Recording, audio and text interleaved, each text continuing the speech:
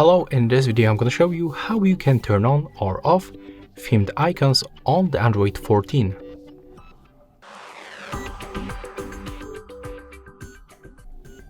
So to do this, first of all we have to open the settings. Next, we have to simply go for our display, for the wallpaper and the style, and here we have to pick our basic colors. I just select this one, and to get the themed icons, by the way, here you can find also the preview, just click on the switcher. As you can see, that's very simple to turn it on or off by using this switcher.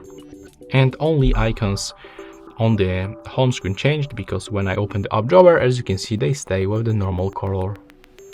So yeah, that's all for this video. Hope you like it.